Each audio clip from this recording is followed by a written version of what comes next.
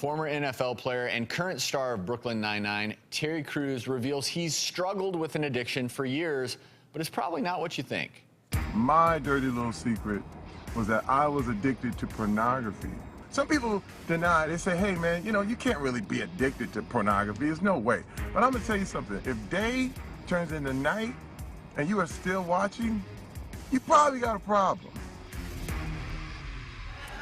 I mean, Stacy, do you have patients coming that help me with this? I'm spending way too much time in front of the little screen. This is the real deal. A lot of people wonder if porn addiction exists. A lot of people wonder if porn addiction exists. It actually does exist. It's real.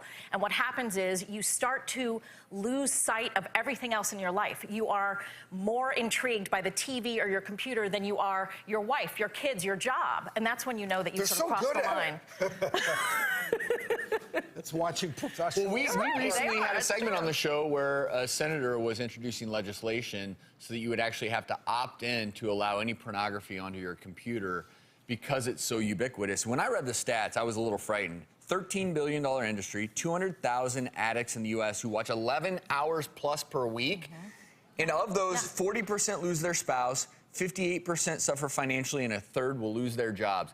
That is an addiction. When you read those stats, that sounds like a drug addict. It is. It is the same symptoms. Stimulating the same pleasure centers, right? Yes. For some people, it's stealing. Some people, it's shopping. Some people, it's gambling. Right, and it ends up being more about the adrenaline rush and being engaged in it than it does the actual sexual element. I mean, sure. Most men are interested in pornography, but the level that he took it to is What are you laughing at out there? You're not an addict. I've diagnosed you. No, I am not. I don't feel like... No, I don't think it's a bad thing. I think that it puts you in the mood and you may carry some of that to... I think it's a lot like, you know, I always use the analogy of medicines, you know, because drug addicts will use things like heroin and maybe all they need is an over-the-counter acetaminophen.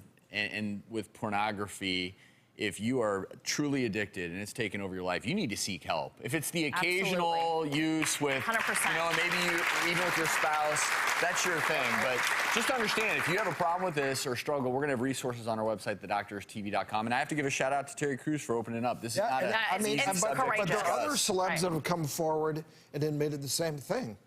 This is actually a shameful thing to admit to. Most people don't want to own up. So what I'm hoping is that he's teaching people that this is how it goes and that it's real and it's okay. And the difference between this and drugs, for instance, is it's ubiquitous.